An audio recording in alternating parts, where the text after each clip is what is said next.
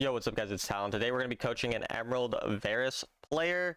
Um, Basically just going to be going over some of the main things, especially kind of where to be in the mid game. I think that's one of the main things that you can learn from this specific gameplay.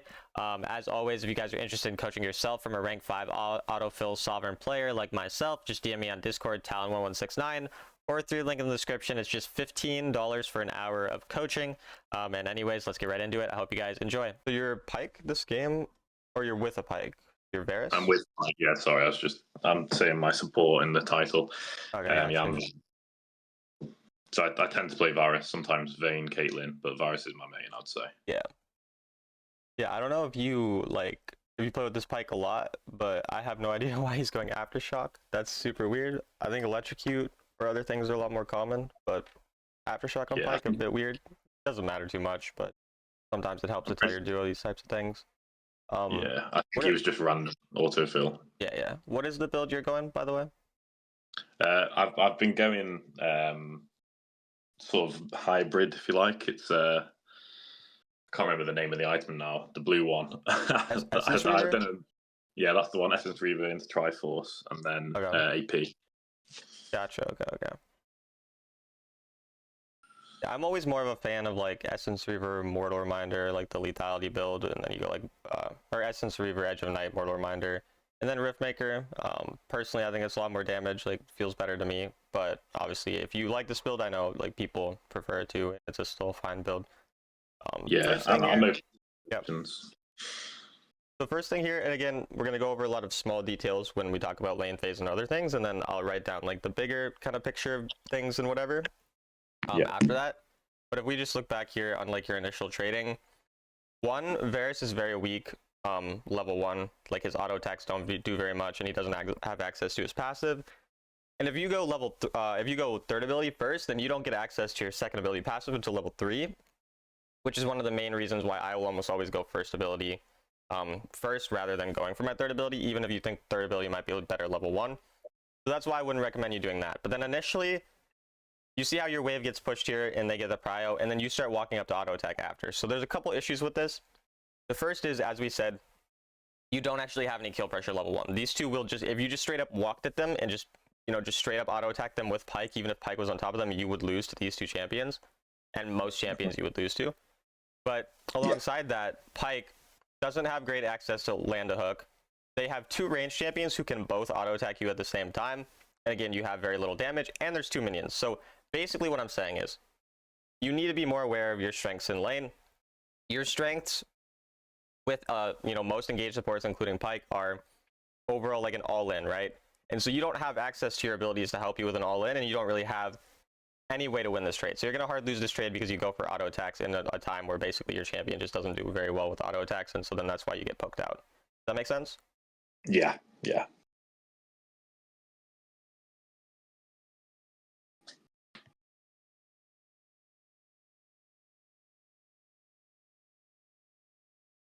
And then I mean, this time it's just your Pike, but we end up getting pushed in really hard as well, which kind of partially is due to that fact that we weren't controlling the wave as well.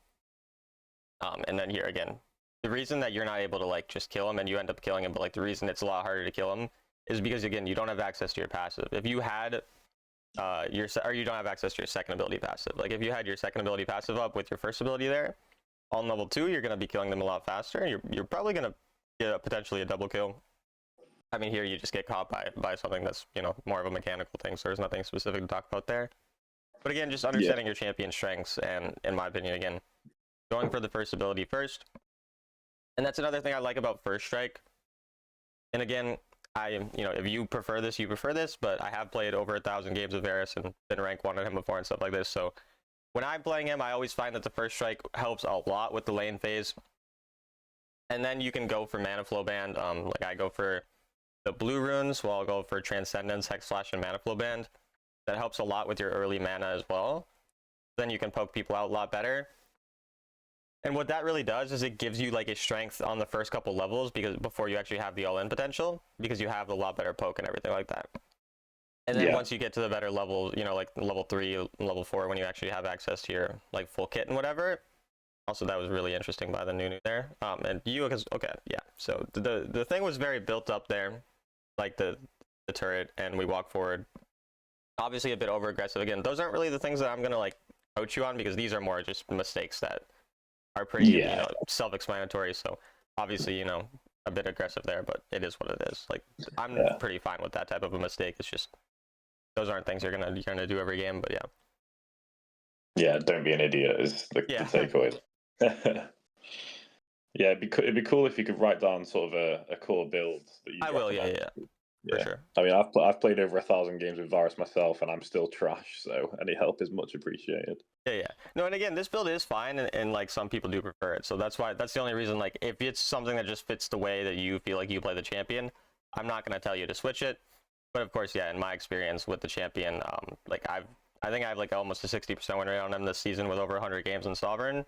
So like, I've had a lot of success with that type of build recently, so that's just kind of why I personally think it's better. But I do know there's people who play this one. So, and another thing about phase rush is like, if you're playing the lethality build, you don't really need phase rush that much, because if you position properly, you're never really going to get caught. And if you have hex flash, that also helps you like have a little bit of mobility anyway. Yeah, you'll see the positioning is a big problem, especially in sort of late mid-game team fights. Again, the lane phase hasn't been too bad. Like overall, again, like I said, the only real problem with the lane phase so far is just not understanding your strengths as like the early levels. Here I might even just stay up to greed the wave, but you could possibly die from that because she has no ultimate. I'd probably be greedy for it, but you know, that's pretty fine to recall. I don't mind that. Again, we'll point out some small things, but these aren't the main things that I would, again, say are like the issues so far. The main issue so far is just that first thing we spoke about, but apart from that, I mean, overall is pretty fine. And yeah, I mean, your pike is really bad. And again, like here, it's just understanding, again, you don't have the possibility to ever really kill him there. I guess you just fucking do. Like, I did not think you can kill him there. I'm gonna be completely honest. You said you can kill him. I'm just wrong. I'm completely wrong about that. I did not think you're killing him at 60% health. But I would have just let my pike die there because I thought he was inting. But, you know, I respect it. It worked out, so I'm wrong. Yeah, it's about to work out in their favor. It's unfortunate.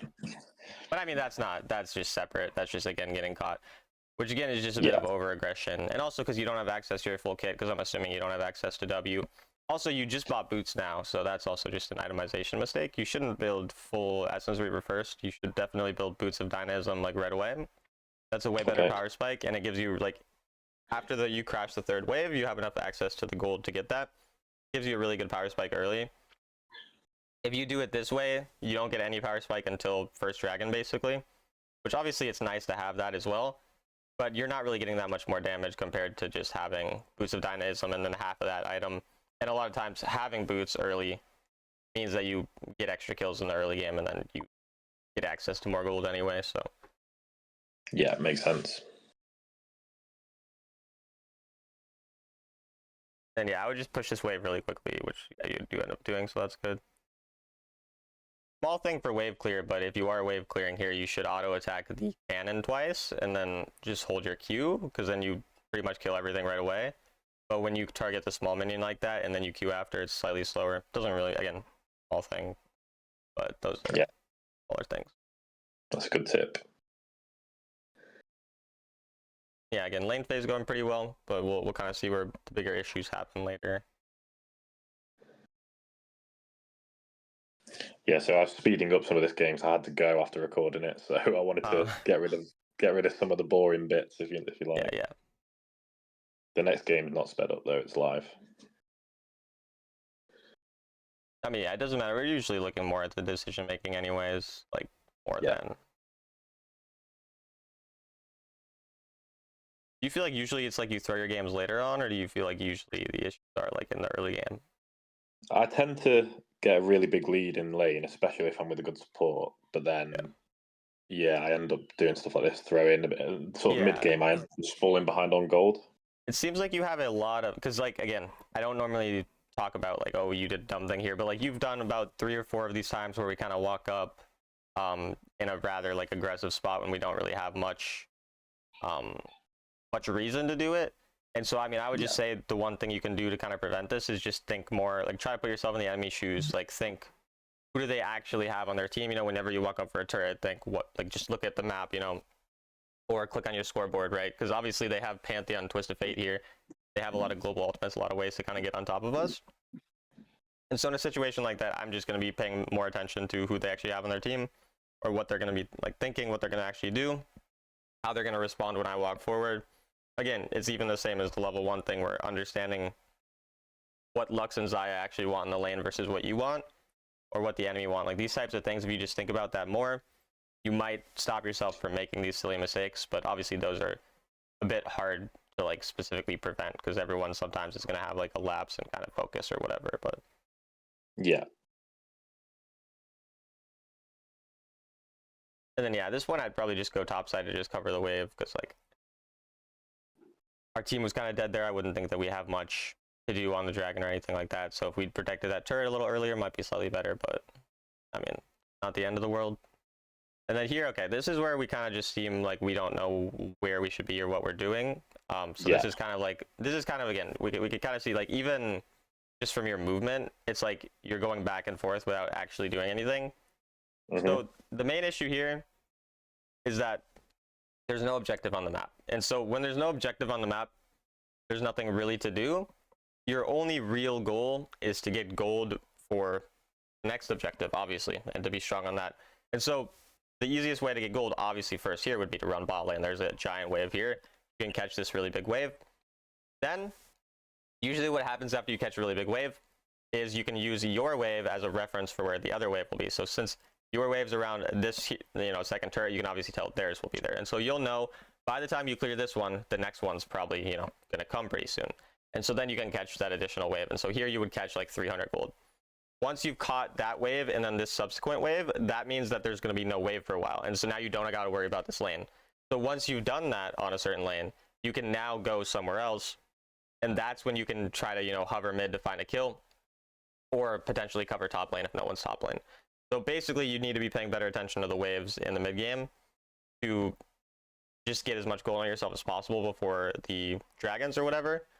And then once you don't know where else to be, if there is an outer side lane turret, so if there's this turret, for example, or if this one was up, you want to play around those. The mid lane turrets are pretty hard to get, so you only really want to do that after winning a fight or something. But the outer turrets are going to be the best objectives to play for when there's not a real objective up. And so again, I would push out this bot lane, I would push out this top lane afterwards, and I would start hard pinging my team to go for this. And if they don't go for it, I'm not going to go up and kill myself. But that's the goal. I'm going to try to spam ping my team. And then if I ever see their jungler on the bottom side, I'm really going to start hard forcing for that turret. Does that make sense? Yeah. Got you. See, I'd really struggle with knowing what to do, but what you're saying makes sense.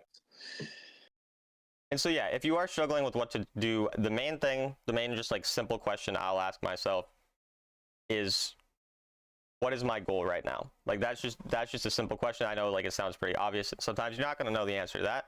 But if you're just asking yourself, what's my goal at this point in the game, then you'll usually understand. When there's no objective up, my goal is just to get stronger. And so then you won't be, and again, now we see how we're losing the spot turret, and we're just having kind of a random fight that doesn't do anything. This doesn't do anything to contribute to your goal. Even if you won this fight, say you won this fight, you killed all three of I don't know why my voice is cracking, dude, whatever.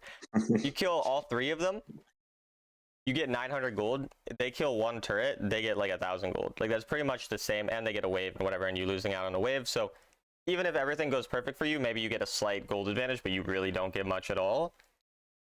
And also, you're obviously not going to win when you're down 6,000 gold. You're not going to win a fight 3-0 anyway. So even in the best case scenario, that's not a realistic scenario. So again, if we just think about the actual purpose of what we're doing, we're going to be able to make better decisions in terms of where we should be in the mid game. Instead, you're mid lane with the rest of your team, so you don't really get much value. Obviously, he doesn't quite get your turret, but your turret being that low, that's very dangerous for the rest of the game, because now they can break it later on and they have a lot of pressure there. That's probably a lot, more important than you guys getting a couple hundred gold from a fight that very likely would have worked out poorly, but did end up going pretty decently. But again, it doesn't matter that it went somewhat decently, because if you keep taking these fights in mid lane over and over, and you're down 5,000 gold, in the long run, those fights are going to go in favor of the enemy, which we kind of see here, right after you guys A-remming for even longer, and now the fight start, someone else died, fight starts to go poorly, another person almost dies. But again, that's kind of the thing. It's very random. You're essentially 50-50ing a fight in mid lane over and over in mid game when there's nothing to fight over, when you guys are down 5,000 gold, and so if you're 50-50ing a fight, but you're down 5,000 gold, it's not a 50-50. You know, you're more likely to lose it than to win it.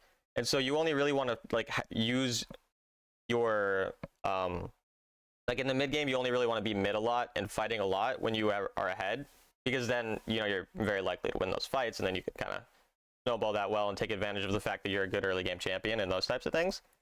But when you're not ahead, or even just when there's no objective on the map and you feel like you could be doing something else with your time, then you should just be doing like, you know, those other things with your time instead. Because again, we're once again just hovering mid lane with our team. Another random fight that puts us in a lot of danger, could potentially not work out. And again, sometimes it'll work out, sometimes it won't, but this isn't going to be like a consistent way to climb. Yeah, I find myself getting sucked in to what my team's doing quite a lot.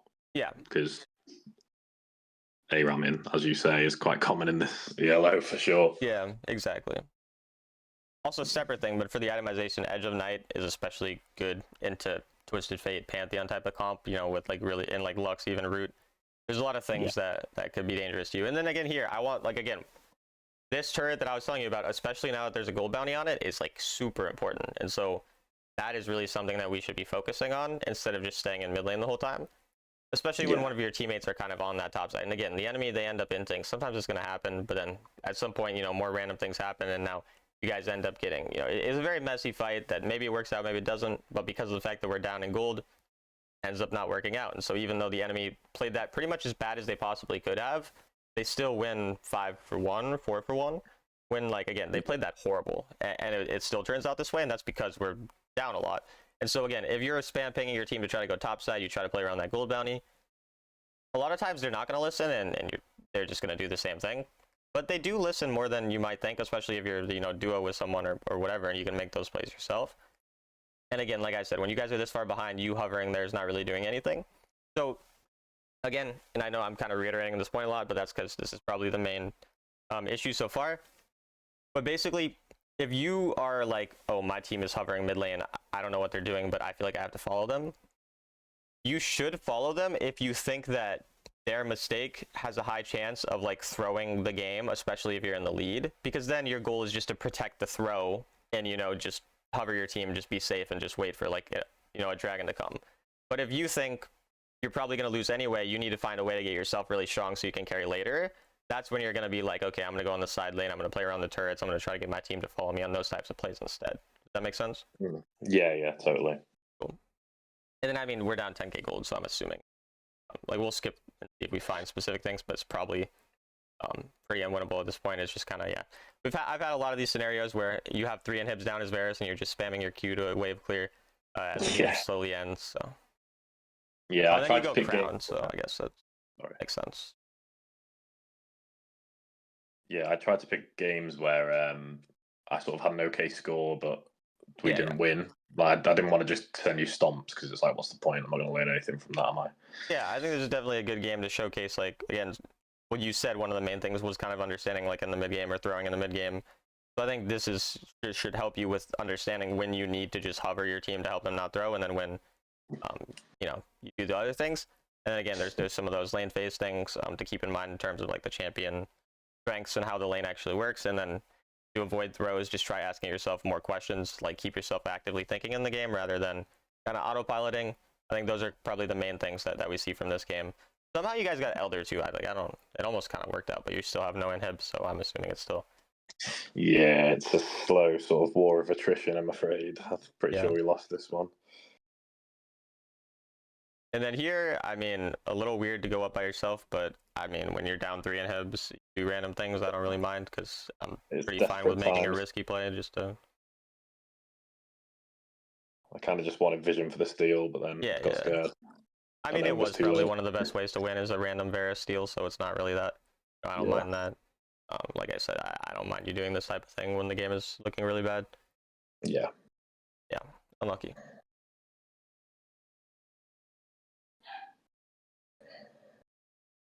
This is a long game. Yeah, this was recorded live as well. I can't remember if we won or lost this, actually. So it looks like you just go third ability every time as well. What?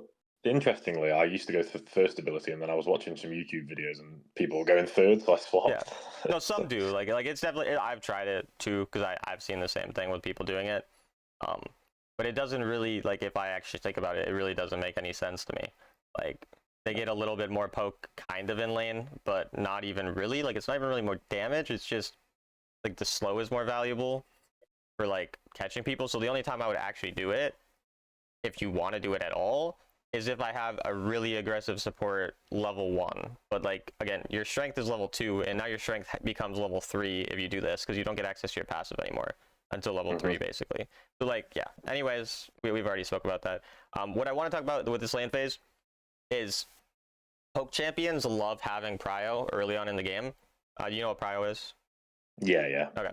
So they love having prio early on in the game because it makes it very easy to poke people, because if you get someone under their turret, it's really hard to dodge, because now they're like, you say you're stuck here, right? You can't move further into the wall, so now it's like you can pretty much freely hit Qs on them, for example, or then the enemies start grouping together, and then once they start farming, you poke them as they're farming, they get distracted, it's hard to farm, they miss some farm, or they get poked, all of this type of thing. And so we really want to push people under their turret early on, and into a Caitlyn. We don't want to get pushed into our turret for the exact same reason. And so here, your goal is to auto attack the wave as much as possible, squeeze as many autos in as possible. And again, we don't want to be on level 1 as Varus. We want to be on level 2, level 3. And so the goal is to get out of this initial part. And so here, just look at how much space they give you to walk up and auto attack, and you don't take any of it. Like, you're sitting here, you're just last hitting it, you're not auto attack, you haven't auto attacked, you haven't auto attacked. You could have gotten like probably 2 or 3 autos on this, and you would be fine. Instead, they push it into you, so they get all the pressure, and then now you even probably take a little bit of poke from minions, like a tiny bit. It doesn't really matter. And it's also, again, it's sometimes harder to last hit when your turret is hitting that, so then we miss the last hit as well, which that happens sometimes. You can see how you're just getting pushed in, so you're able to get no pressure. And in reality, in this lane phase, like, Caitlyn's hardest matchup is probably Varus. Like, and then here, so you take your second ability, second, it looks like, which is like, again, now you have really no access, folks. So once again, like, let's think about the goal of this lane.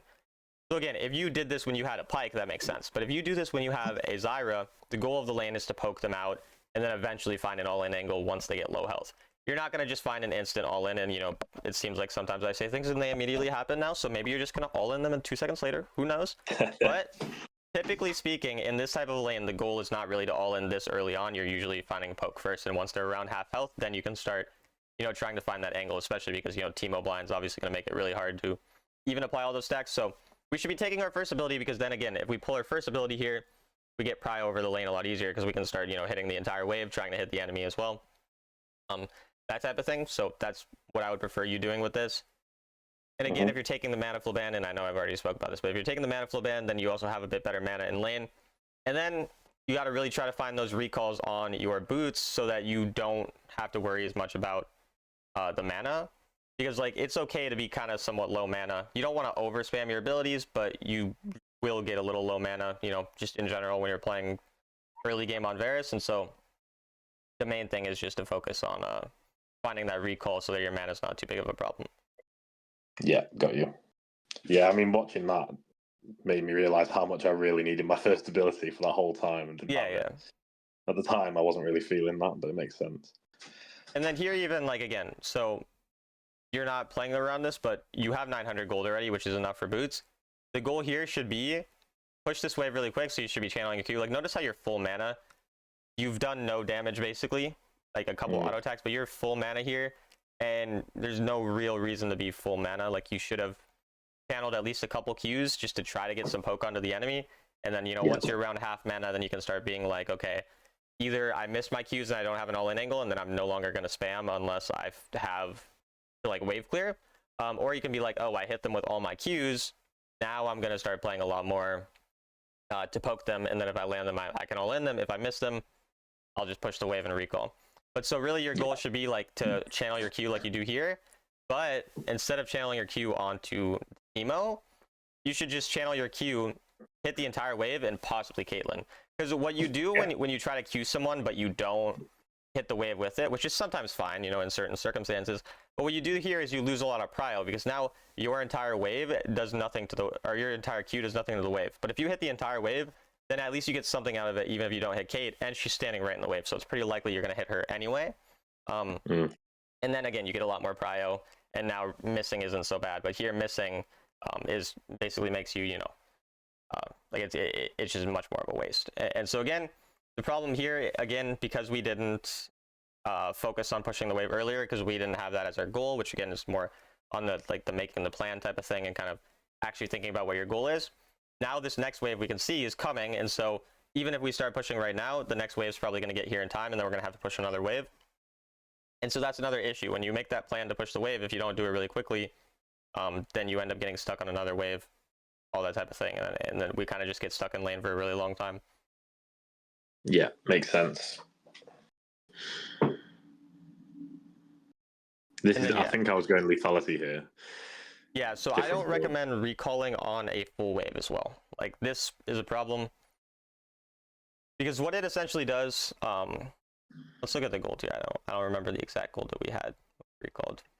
So the gold here is fine in terms of the recall. The problem sometimes is that they can get a better recall off from like that additional wave that they catch, but in this case they don't, so it's not the end of the world. The problem is you're just going to lose that like a minion or two there. When you could have just stayed and pushed, and you had prio, you had the health lead, like there's no reason that you need to recall. Like, say you were really mega low health, then like, okay, we'll lose a couple minions to make sure that we don't die. But in this case, there's no reason for you to not stay up, push that entire wave, instead of, you actually lost a full wave, it looks like. So we actually lost 200 gold pretty much. So even like more of a big issue. But yeah, definitely just make sure you're paying attention to those waves and planning your recalls quicker so that you can push the wave basically as soon as it comes, because you have very good wave clear early game. Oh, you put do not disturb on you. Yeah, I kept getting texts. Yeah, unlucky.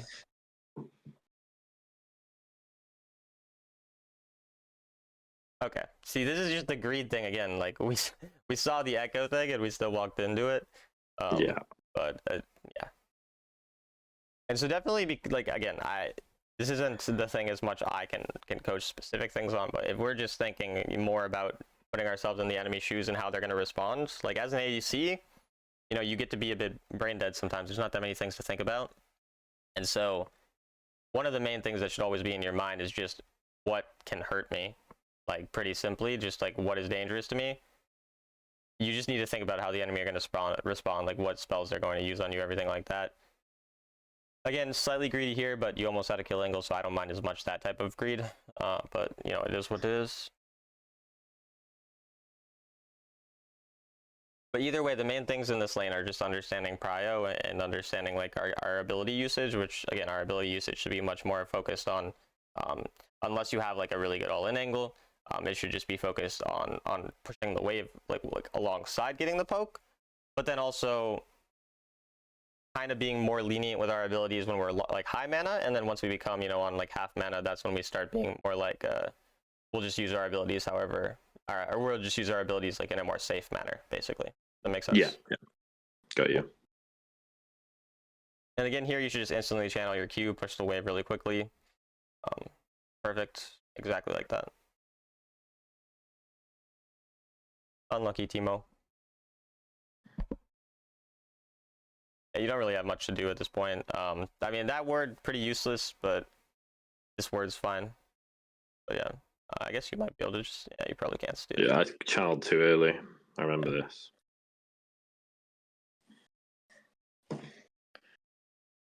Also anti-shield. Wait, no, I was thinking they have Shen. They don't have Shen. But anti-shield this game's still not bad with Echo and Volley. So like, if you're building lethality, then like 4th item you could go for Serpent's Fang. But yeah.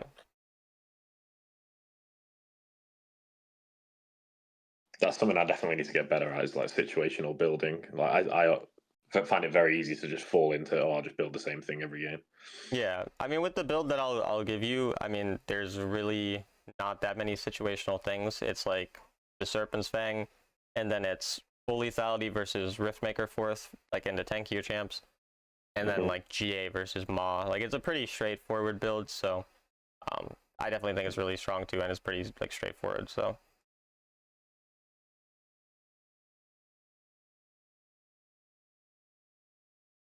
But yeah, I mean, overall, like, your mechanics aren't bad, and your lane phase like usually fine. Again, it's just in the lane phase, the main thing is understanding prio and recall timers. And again, I just reiterate the points just as we don't have anything specific. Because, like, again, I don't think that you need to focus on 20 different things at once. I think there are you know, usually 5 to 10 major mistakes that we see or that I see in people's games, and focusing really hard on improving those things is a lot better in terms of building habits than trying to fix like 20 different small things. So the main things I want you to focus on in the lane phase, one, obviously just the ability upgrades, but two, like the utilization of your abilities better, and playing around prio a lot more. Just try really hard to get prio in pretty much every situation. Again, here, kind of scary. Like, again, we're not really thinking about how the enemy can respond, and so that's why Teemo can walk up like that. I'll get surprised by a Teemo being invisible sometimes too. Like, I understand it, but if we're like kind of again thinking about what the enemy actually want to do, then these types of things won't happen. And then in the later parts of the game, just understanding your goal with like where you should be on the map. You know, do you actually need to be in a random mid fight with someone, or can you be catching free side lane gold or something like that? That's a little unlucky. Lissandra just popping up. I remember this now. This is going to happen at least like 6 more times, and I don't learn from it. You're going to have an aneurysm watching this. Yeah. Lissandra coming out of nowhere every time. That is unfortunate. That champion is very annoying, but that was what my YouTube video today is on, is me playing Lissandra. That champion is fun to play. Yeah, it looks pretty fun.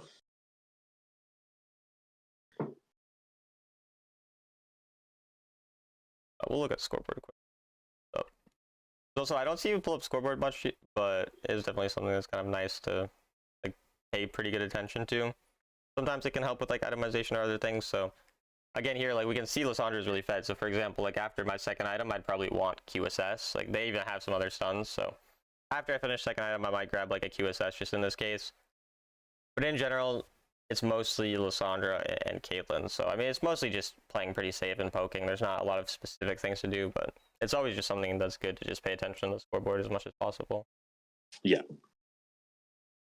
I'm pretty sure I don't build QSS. I go stasis like every time. This is another thing that I've just got a habit of. Yeah, no, I get it. Like a lot of people are like that because QSS is kind of more like difficult to use a little bit, but it is extremely valuable, and it's something that you should probably be building in roughly like 25 or 30% of your games. The other, you know, should be stasis, but also you shouldn't be building stasis this early.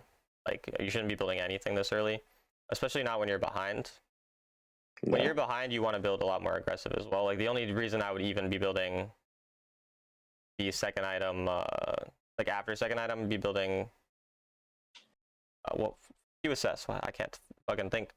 The only reason I even be doing it in that scenario is just because there's a mega fed Lissandra and a lot of CC. But generally speaking, you should never have your enchant before you even finish second item. Because when you're building defensively and you're behind as a team, or like even as a team, because here you are behind a decent amount of gold, you're basically just making it so you can't ever kill anyone. And it's like, okay, now you're alive, but you don't have the damage to kill anyone. It doesn't really matter. And if you think about it in terms of like math, if you have 7,000 gold and you build a stasis at 7,000 gold, that percentage of your like gold that you're spending towards something that does more damage or does no damage is way higher than if you're like 14,000 gold and you're spending 1,000 gold, right? Like that's twice as much of your overall gold economy that you're spending on something that does 0 damage as a champion who has damage in their name, like attack damage carry. Like that's pretty much your only goal as a champion, is just to deal damage and nothing else. So the only way that it's actually valuable to get stasis is if you think that you can get more damage from that. And then here again, just slow with the stasis, but say we did have QSS, you know, hypothetically also kind of does help us. But there are more building mistakes than with most people that I coach, and maybe that's just because I play more Varus, so I actually like know the builds pretty well. But that is a big thing that we will just talk about at the end here, and then we'll write out like the major notes, because like I said, there's probably only 5-ish major things that I want. Also, you need to tell your Garen to not ultimate a full health volley bear. So that's on you there. I don't know why you didn't tell him to not do that, but it is what it is. Like even here as well, you have a teammate on the top wave. You can just go hover this bot wave. Like you can maybe get some gold from it. You see someone there, maybe they end up fighting. This is the type of thing, like, don't become like stuck to your own lane 24/7 as an ADC, especially when the game is going bad in the later parts of the game. It's totally fine. Just find random gold real quick in the other part of the lane when someone's covering your lane, and then you go back afterwards, you can see what happens. But definitely just be more okay with finding gold in other parts of the map, basically. Yeah, got it. Yeah, and then I don't have anything to do. Yeah, and I mean here you end up like still having a wave to get. Like it's fine. It's just the point is there's like a possible kill there. There's still a wave, and you know, after watching your Garen do that, like genuinely, you should not care about him having any amount of gold at all. Like once you see someone do something like some really dumb stuff, especially in a lower elo, just immediately be like, okay, any gold that he has, if I have access to it, I will just straight up steal it from him. That's just kind of the mindset you need to have as well, because you will see a lot of really dumb things. But even here, like walking up without our support, for example, is just pretty dangerous, and that's kind of why if you in the mid game go towards a lane where one of your teammates already are and someone else is low health, like you just get that, you know, easier fight. But then if you walk up here, pretty likely that you end up dying here because you don't have a turret to protect you or anything, which is why once your turret falls, especially, you're not really like, you don't really need to go, like even here walking up, like we don't know where most of the enemy are. Pretty dangerous to do this type of thing. And again, you don't have a turret to fall back on, and if you do die, the Baron is spawning pretty soon. So like there's a lot of reasons that you would rather just let the enemy kind of sit here, and once they push the wave into you, then you respond. Instead, you're trying to be the one to push it first. And basically, when it comes to waves in the mid game, you only have the agency to push them first if you're ahead, right? Like, you know, or if you have your turrets protect you, but these types of things. Like, you get control and you get the decision making over what to do with your waves when you're ahead. But when you're behind, and when the game's going poorly, it's more about catching whatever waves you can, rather than being kind of greedy to walk, you know, up as far as you can, this type of thing. Does that kind of make sense? Yeah, makes total sense. Also, I definitely prefer Mortal Reminder in the lethality build over Cyrilda's, because you're building a crit item anyway, so getting that 50% crit feels pretty nice. But you know, if you prefer Cyrilda's, it's fine, but in my opinion, not quite as good. No, I think that's just a relic from when I used to play lethality Varus like 2 years ago. Like, yeah, I'm pretty sure that was kind of core build. yeah, They've nerfed it or buffed it. I should really catch up with like the items. Yeah, and even here, I mean, we should know they're going to probably be on Baron. And again, this is another thing. Once the Baron spawns, you start to not care about your lane unless, again, it gets pushed in first and then you respond. But you, especially because you're like the strong person on your team and because you're Varus, so you could always steal, and it's on the part of the map that we like it's easier to steal on. You should always go towards mid or bot side now, out of base every time, unless there's a really easy wave to catch. But again, you're walking up on a wave where the enemy could have snuck Baron here, and I don't think they do because, you know, they're Emerald. But like, or whatever rank you are, I think Emerald you said. But, yeah. But they should just have snuck Baron here because they see you on the map. They know it's like pretty free. So we just need to be a lot more aware of like that objective, because again, it doesn't really give us anything. Again, like if we're thinking about what our goal is in the game at this point, we're not really achieving anything by being here. We're just kind of putting ourselves in a lot of danger to maybe get that turret, which again, the turret is nice. And as I was telling you earlier, I want you to play for those turrets in the mid game, but like not in a situation where, of course, we have no real information and the enemy are, you know, could be anywhere on the map. There's nothing really else to do. So the only time I'd want you to play for this turret at this point in the game is say that your entire team died and you knew you can't get Baron and you just want to get something out of it. That's when I would be like, okay, now we'll just to get something at least, basically. Yeah, got you.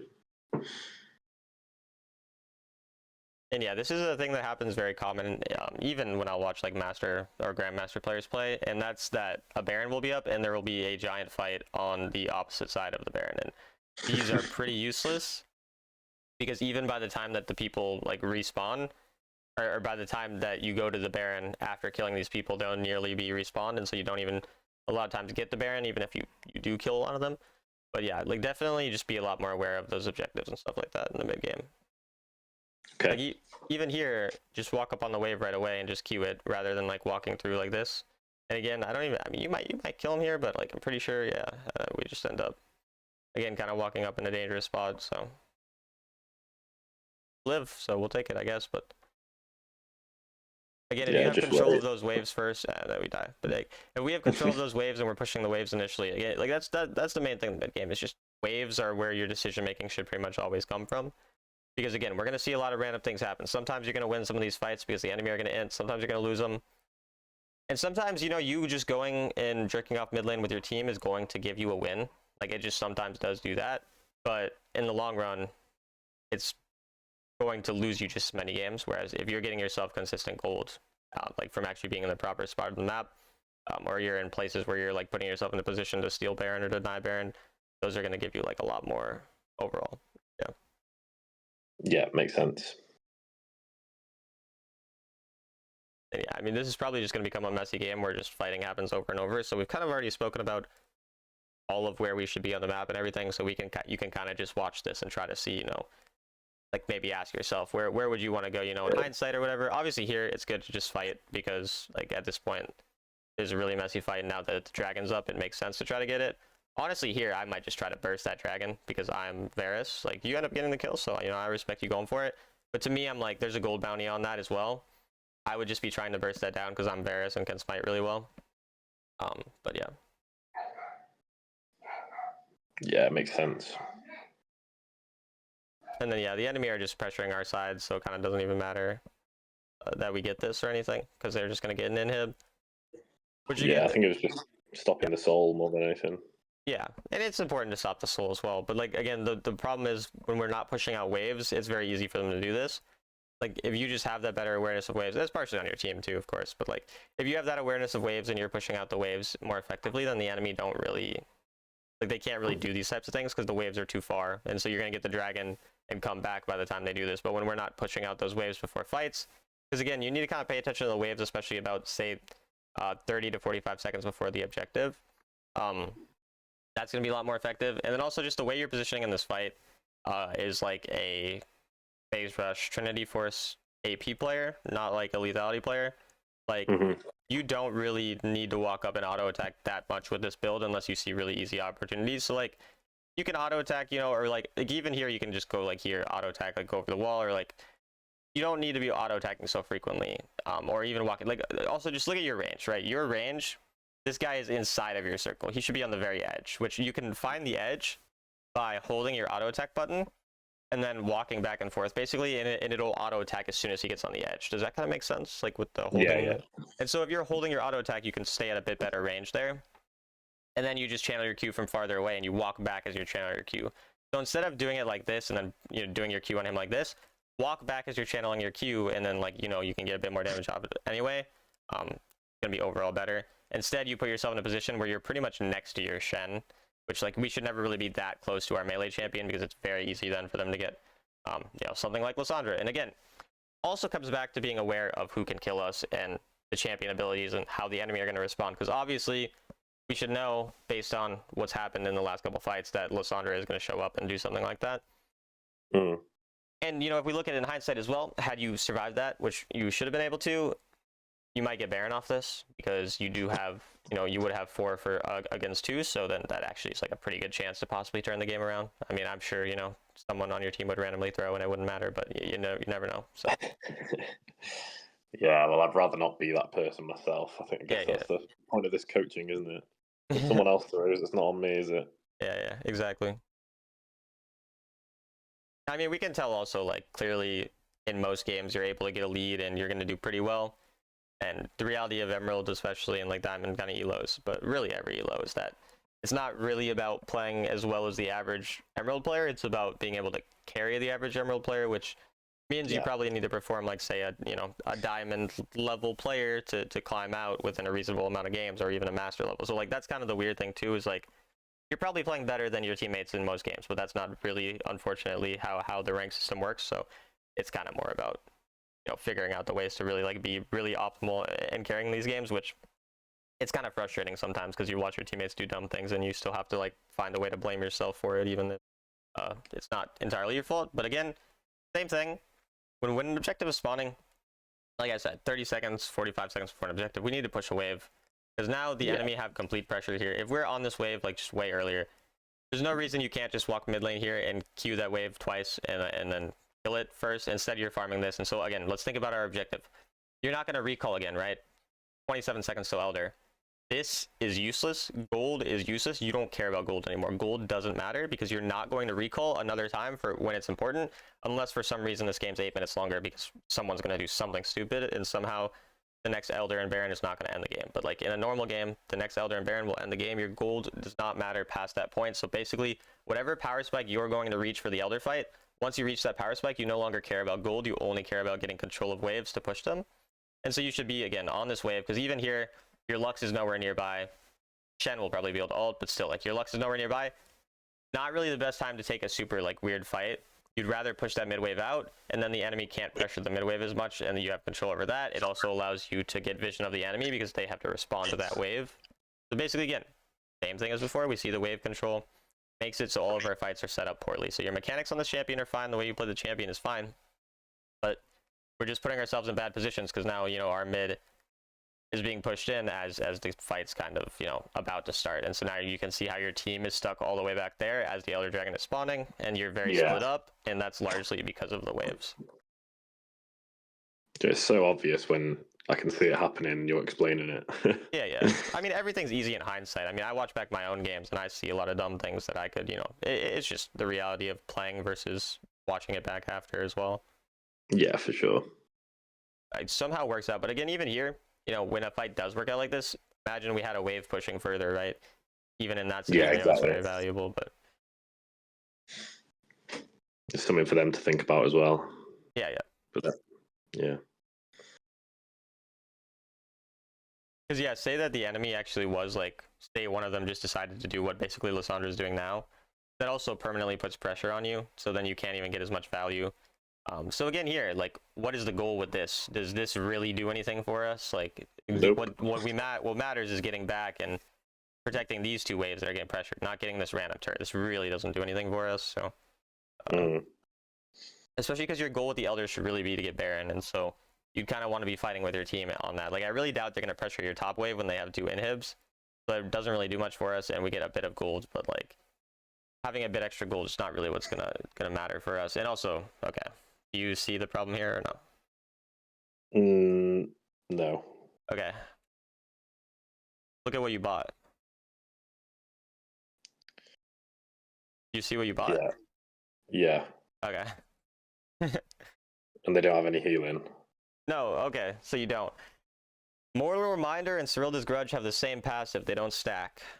Can't build both of them. Oh my god. No, I've done it before. It happens, but it's funny. So. Yeah, that is funny. Yeah. Or depressing, depending on how you look at it. Well, it's because you had it. I think you just have both in your builds, so it's you just autopilot the build, which again, it happens. But yeah, I always pretty much build Mortal anyway, just not really the Cyrilda. But they do have healing. Volibear heals a lot. So either way, again, you can see kind of the same thing with the waves, right? Even if you win this fight, all of the waves are just getting pushed hard, so it really doesn't matter, and you're also not necessarily playing the fight well, but I don't care as much about not playing the fight well as the fact that our inhib is, or our turret's about to die, because again, we're not focused on the waves, and so it doesn't really matter if we fight, which is why when you get an Elder Dragon, the real goal of an Elder Dragon is to get Baron, because you're usually not going to end with just Elder unless you ace them, so you just use the Elder's combat strength to get the Baron afterwards.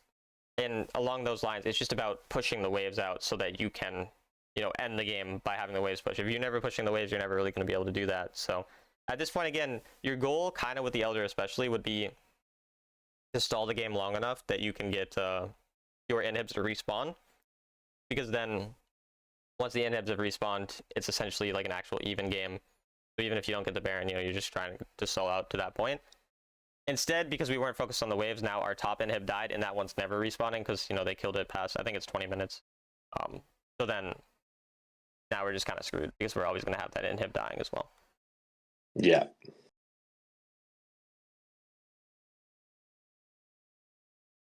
And red on lethality Varus, I mean, it's fine to take, but I don't really recommend taking it from your teammate if you're lethality Varus most of the time. I mean, he probably wouldn't have even farmed it because he's weird, so I don't really hate it. But again, here, notice how you're just kind of sitting here doing nothing with it, when again, you could just be queuing a wave or something. Yeah. That would be more valuable. And again, we're pointing it out a lot, and I know it's repetitive, but again, these are the mistakes that matter. So I want you to, have it in your mind pretty deeply that this is the main thing that I need to be focusing on in the later parts of the game, because it's really a simple kind of game here. And then again, if we're just looking at the fight, your champion, again, if we're building lethality, the luxury of lethality is that you can stand mega far away and be a little bitch the whole time. You don't really have to worry about walking up and auto-attacking all the time until people actually walk into you. And so walking up even this far is completely pointless. You could be here, or even here. You could be so many different places, so far away. Just channeling your Q, and you're basically going to do the exact same amount of damage. 1 or 2 auto-attacks onto an Echo, when obviously Echo is going to just E-auto us, and that's 5 of our autos. So... and we're squishier than him, so obviously, you know, the positioning there makes it kind of tough. So if you're playing this lethality build, which again is the build I'm going to recommend you playing pretty much every game, Yeah. you need to be positioning a lot safer, just handling your Qs a lot more, and then your auto attacks are only written. Your auto attacks are only when you're really like in a safe position, when you have peel, or when you know the enemy use their key abilities. So basically, you're going to start the fights off usually by poking people down with your, you know, just abilities, just your range, and then once you see those key spells, which you need to start asking yourself about, you know, is it an Echo Dash? Is it a Riven dashing on me? Is it Vi Ultimate? Whatever. Once you see those spells go out, then you start walking up and getting the auto attacks and squeezing that like little extra damage. And especially when you're ahead is when you really need to be aware of these things. When you're behind, then like you can position more aggressively, try to get more damage, because you know you can be more risky basically when you're behind, because you're probably going to lose anyway. You might as well take risks to squeeze as much damage as possible. But when you as an individual champion are very fed, or as a team when you're ahead, you need to position safer. So, and again, this is just more times where I don't necessarily hate you getting this gold, but it's just like you're not going to be getting a wave right after that. Like you could have just been hovering and going for the wave instead, and then coming here, but instead you get that random one, like jungle camp. If you like jungle, I mean, you can always play jungle too. I don't actually mind you taking jungle camp, so I'm kind of joking, but like it's more about getting that midway first, being more focused on that, and then you know, you can take the jungle camps kind of afterwards. And then again here, I mean, a couple things. First of all, when you ult him here, you like, instead of auto attacking, because again, lethality build, also the auto attacks don't do that much because you're not like crit or anything like that. So the first thing is when you do ult him, you can just walk back and let your stacks like build up from your ult and then E him, and that's going to be basically the same amount of damage. Instead you're autoing when he's already got 3 stacks at some point here. Kind of hard to see the circles around him, but by this time he probably has 1 stack, a second one's about to build up, and then you auto like 3 times. So you're not really getting proper value, because if you eat him and then you auto it and let the stacks build up, then you can walk back and Q and you're going to have like 6 stacks instead of here you're probably popping only like 4 stacks if you use your Q afterwards. So you're also not like properly utilizing, you know, the stacks here, you know what I mean? So that's kind of I got you. But also, yeah, just like the auto attacking so much really doesn't do that much. And then again, our waves are constantly being pushed in, so we've won like 6 fights in a row now, and it just doesn't really matter for the most part because we just constantly have our waves being pushed in. I don't mind at this point trying to get the Baron, obviously, like that's fine, but you should have just stuck on it, honestly. Like, honestly, you should have just kept damaging it and just hoped that your team does. That was a good snipe, though. But yeah, you guys end up getting it, so that's good. Do you lose this game, or do you lose it, right? I can't remember, you know. I feel like we win it. It looks like you should win it at this point, like with what's going on, because you guys have won like 14 fights in a row, but that is kind of the thing, too. Notice how, again, because we're focusing on the wave, or not focusing on the waves, the enemy could win 1 singular fight, they would instantly win the game, but you have to win like 48 fights. I don't recommend you taking the T-Rex here as well. I'd rather that you get the Elder with your team, because you're pretty valuable in terms of damage, so even though a lot of times it'd be fine for you to do this, it's just also, do you know that the T-Rex 3rd and 1st ability one-shot minions? You know, this might be the first time I've ever used the T-Rex in this game. I usually just leave it to my team. Fair. T-Rex is getting removed in like 2 weeks, so we don't need to talk that much about it. But the 3rd and 1st ability each one-shot the waves. Okay. So you can use that to push really fast. And then again, if you are going to grab the T-Rex, usually it's good for an ADC to grab it if there's no objectives coming soon, because then you can get a bunch of free gold under yourself. But you don't want to do it if a fight's about to happen. And then here, again, it still shows your lack of knowledge. You should be going on this and just pressuring the waves. Like, you shouldn't be fighting if you grab the T-Rex. You should just be pressuring the waves and pressuring the enemy on the side lane, or on the mid lane, because that's going to be way more valuable for winning the game. But now you have pretty much no damage here. And so it's like actually a lot more likely that you would lose the fight if you're in this, but it looks like it ends up working out fine. But yeah. Yeah. No, you know, watching it now, it makes so much sense. Yeah. Well, I'm glad, because that's hopefully what I'm supposed to do, is make people, like, it's supposed to make sense. It'd be kind of unfortunate if you paid $15 and it just made no sense. So True. That's good.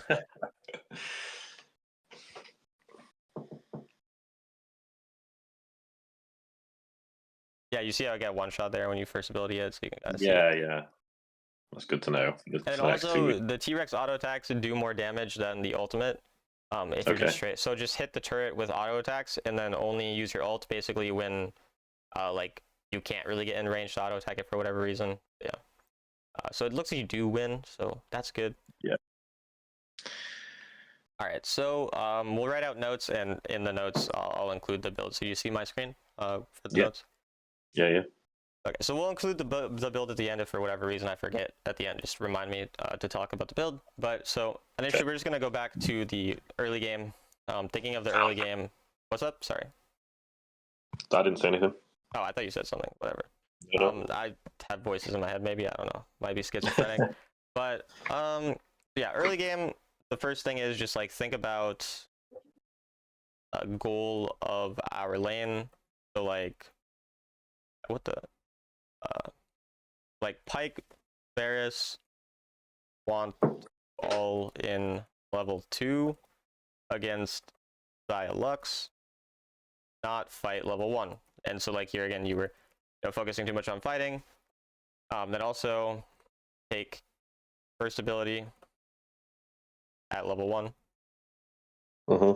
After that, just make sure to focus on prio much more in lane rather than letting enemy push into you. Because Varus, he doesn't really have any bad matchups. He doesn't really have any time where he can't get prio unless your support's kind of running it down or the enemy are very coordinated and like auto attacking the wave together. So it's pretty, much never going to happen in Emerald. So you can pretty much always just queue the wave and then also win high mana in lane. Like be okay with using abilities on the wave and trying to hit the enemy at the same time. Like, does that make sense? So you hit the enemy Wave as well. And then once lower mana, then you kind of know you'll be more careful with your abilities. And then look to crash 3rd/4th wave for boots recall, because this is a large power spike. This might be your largest power spike in the entire game, as Varus, like genuinely speaking, is this boots recall. If you're able to get it before the enemy get it, like it's, in terms of gold value, just absurd early game damage. So that is a very important thing to keep in mind as well. Early game, I think those are a lot of the main things. I mean, jungle tracking, like, there were a lot of the times where you kind of made these like random silly mistakes, which is more just like think about how the enemy will, will respond basically, which is kind of a vague statement, but yeah, I know what you're trying to say there though. Yeah. Like put myself in their shoes, don't step up when I don't know where they are and they might just dive me, that kind of thing. Yeah, like again, especially when they had those global ults in that one game with the TF and the Pantheon. Yeah. Those are most of the early game things. Then in like the mid game, when no objectives are up, the only real goal is to get gold. And again, we spoke about what that means or in terms of where you should be and everything. So unless you need me to explain more, that's basically the main point. No, I think we're all good there. I think that was pointed out about 20 times, wasn't it? Yeah. Then yeah, also just play for outer turrets mid game. Also push waves about 30 to 45 seconds before objective is spawning. Because again, we just want control over the waves and everything. I think those are most of the gameplay things. And then also the positioning thing is probably the last thing. Just as Lethal Varus, only walk up to auto once key spells are gone. And then I guess just like build QSS more, because that's something as well. But are there any other gameplay things we spoke about, or any things you have questions about? After that, we'll write the build out. But is that all, or? I think that's pretty much everything, other than the silly mistakes where it's kind of like being greedy. Don't be greedy. It could be one, I suppose. Yeah, we'll just write that. Yeah. But also, like at the same time, I want you to be greedy more than I want you to be a pussy. So like at least we're on that side of things. That's a little better. But either way, Build, so just for like runes first. Basically, I don't know why I wrote it like this, whatever. So will be first strike. And again, if you end up just preferring like your phase rush type of stuff, you can do that and it's gonna be fine. But I don't know how to spell essence, so we're just gonna pretend like that's how you spell it. Close enough. Yeah. Edge of Night, Mortal Reminder, Rift Maker, and then Guardian Angel. Slash Ma, you know the difference between Guardian Angel and Ma, like you would build Guardian Angel into AD and Ma into AP. Yeah. Okay. And then, so like then there's the situational.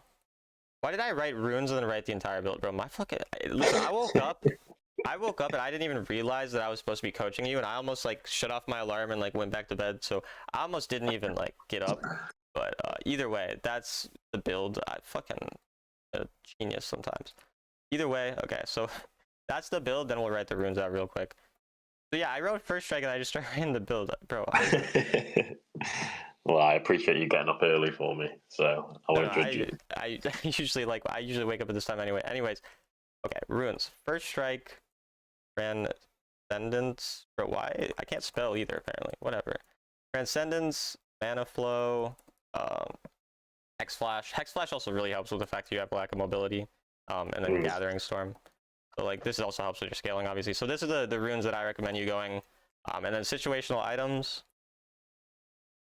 First thing is, you can replace Edge of Night with Serpent's Fang. If enemy have lots of shielding. Then we can replace Rift Maker with Serpent's Fang.